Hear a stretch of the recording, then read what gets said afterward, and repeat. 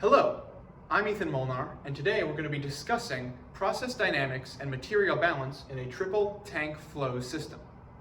So to start, we're going to begin by defining the physical characteristics and setup of this simulation in order to move forward with deriving the equations of material balance that we'll use to simulate this in Python in the second video. So to start, this triple tank system has a net inflow and a net outflow, which means there is something that is putting flow into the system and something that is pulling flow out of the system. These are as follows. First, into tank 2, we have something that is entering flow into the system we'll call Q in. Out of tank 3, we'll have an outwards flow, which we'll call Q out, because Q in and Q out are leaving the 3-tank system. For each tank, which we'll name T1, T2, and T3, we also have flow between them that will either go from T1 to T2 or from T2 to T1, depending on the difference in heights between T1 and T2, which we will call H1 for the height of tank 1 and H2 for the height of tank 2. Similarly, we'll also have flow between tank 2 and 3, or 3 and 2, depending on the difference between the height in tank 2 and the height in tank 3, which we will call H3. Now, having all of this systems defined, we also are going to need to know the area of each tank. Because, here we go. Draw these.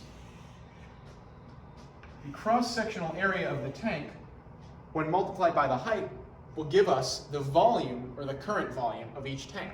So I'll call this A1 for the cross-sectional area of 1, A2 for the area of tank 2, and A3 for the cross-sectional area of tank 3. Now, having all of our parameters defined, we now need to talk about what we're actually balancing in our material balance simulation. So, when we analyze this simulation with a Q flow in and a Q out outflow, we notice that what is conserved between all of the system is volume. So we know, I'll write this up here, that volume is conserved.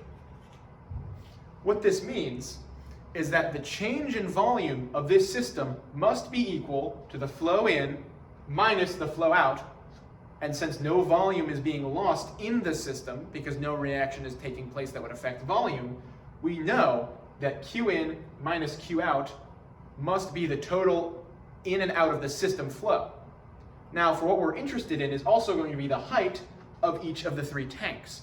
And just as the system as a whole of all 3 tanks is just flow in minus flow out, each individual tank is a subsystem of the entire whole triple tank system. So just as we can calculate the total change in volume from the in and the out of the system, we can also do the same for each individual tank. And to do this, we're going to need to know the flow between tanks as well as the flow in and the flow out. Now, general flow can be written as an equation which is equal to what is called the flow factor, which is written as alpha. So I'll write this up here. Q general, just the general flow, is equal to some flow factor alpha times the difference in height, which I'll call H diff, between 2 tanks, and that difference in height is raised to the 1/2 power, the square root.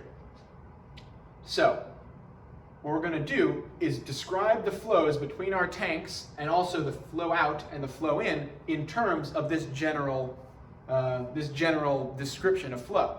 So for tank 1, the flow between tank 1 and tank 2, which I'll call Q12, is going to be equal to some flow factor between 1 and 2, so alpha 1 and 2, times the difference in the height of tank 1 and the height of tank 2 to the 1/2 power.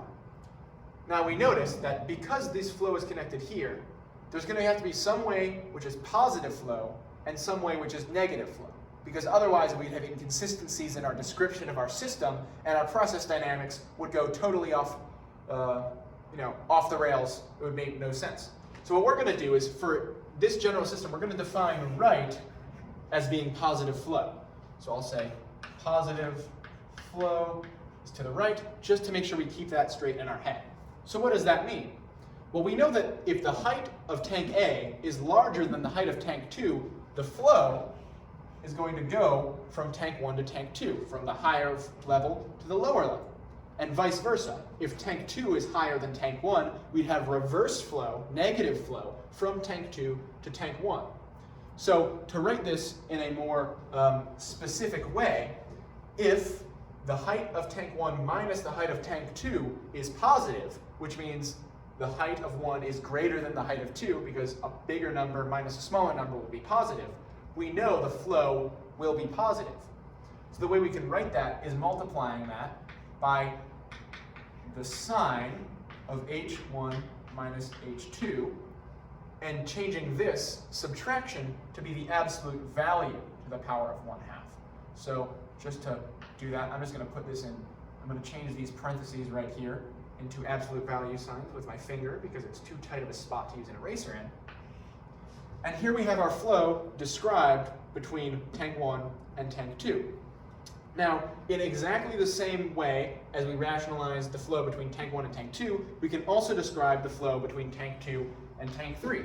So our flow, Q23, is actually going to be equal to the flow factor alpha, 2,3, times the absolute value of H2 minus H3 to the 1/2 times the sine of H2, oh, 2 needs to be a little bit smaller, H2 minus H3.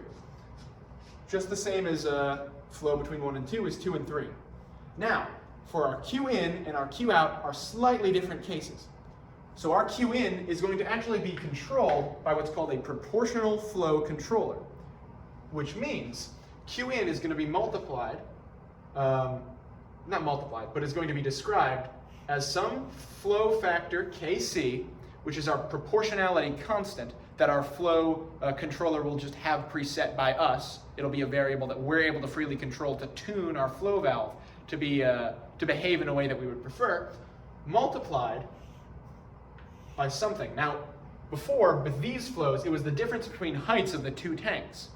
However, because this is a control valve, we are going to be controlling what we want the flow to be based on where we want to. In this case, since we're setting our value for the height of tank 3, that's what we're trying to control.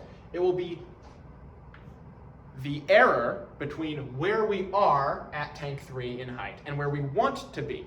So where we want to be in terms of flow control and process dynamics is known as the set point. So we're going to call this S of 3, because this is the set point for height 3, where we want the height of tank 3 to be, minus the actual value of tank 3's height. So the difference, our margin of error between where we want it to be and where it is, multiplied by some factor, Kc, will tell us the flow going into tank 2.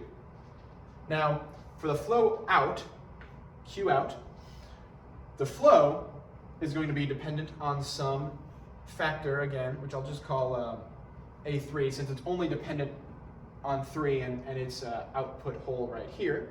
Make sure that's an actual hole. And it's going to be multiplied by, well, what's the difference in height in this case? Well, since we're going out here to the environment, and environment is essentially a bottomless pit, we can describe the height as permanently being 0. So when we have H3 minus the height of outside, and the height of outside is essentially 0, it's simply going to be H3 to the 1/2 power, the square root of the height of tank 3.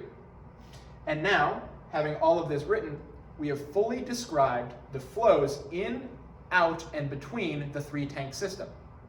However, none of these are differential equations that can, as of yet, be used to actually compute or simulate these 3 things. We have simply described the flow. So, in order to actually do the differential equations, we'll have to do as follows.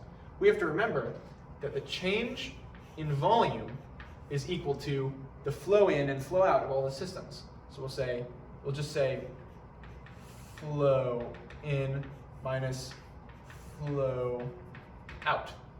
So in terms of each tank, because we're going to need to know the flow and the change in volume for each tank in order to fully write our system of differential equations, we have to decompose each of these into their component parts for each tank.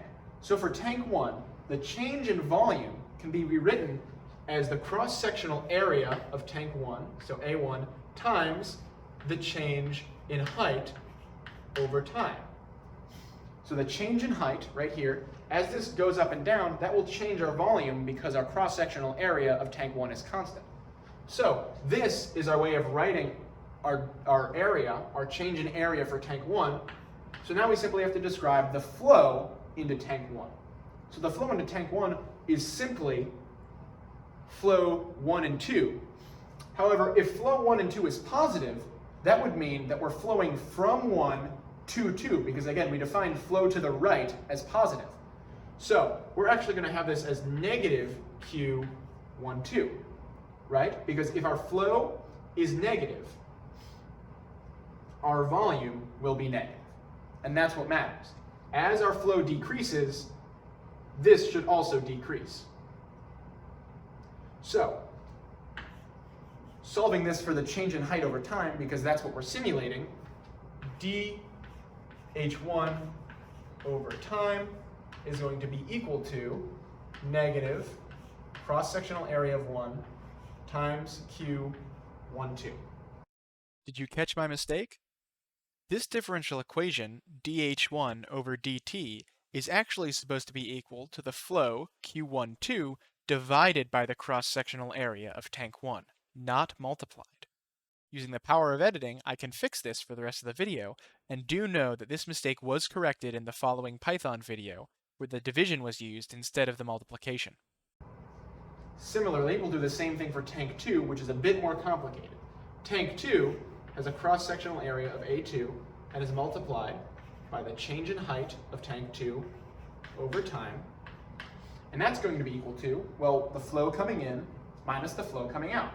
Well, the flow in is Q in, so Q in, which will always be positive because you can't have volume being sucked out.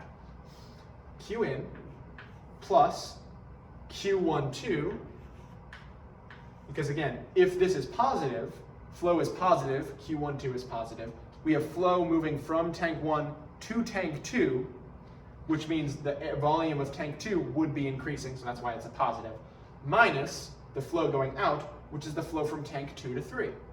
Q2, 3. Again, if flow 2, 3, the flow between tank 2 and tank 3 is positive, since the way we've defined flow is flow moving to the right, water, or whatever our substance is in this case, will be moving from tank 2 to tank 3, decreasing the volume.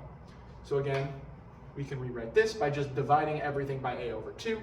So I will simply fraction this over here and put A2, and then put a line through this so we know that it's been divided over. Finally, for our third tank, cross-sectional area of tank 3 times the change in height of 3 over time is going to be equal to flow in, again, minus the flow out. Flow in being Q23, and flow out being Q out. Again, if the flow 2,3 is positive, water, or our volume of our substance is moving from tank 2 to tank 3, which would be a positive change in volume for tank 3, opposite of tank 2. Finally, again, we rewrite this as dH3, the change in height of tank 3 over time, is equal to Q23 minus Q out over cross-sectional area of tank 3. And here we have our three equations. We have an equation that describes our change in height of tank 1 over time, an equation that describes our change in the height of tank 2 over time, and a change in the height of tank 3 over time as well, all of which can be properly simulated to approach steady state when all three of these equal 0. When the change in all three heights equals 0, that will mean we have reached steady state. Obviously, they're not actually always equal to 0, but because we're interested in them approaching 0, we need to know how these equations behave so that they may approach 0 as time approaches infinity. And that is exactly what we'll be looking at in Python in the following video. So thank you, and good night.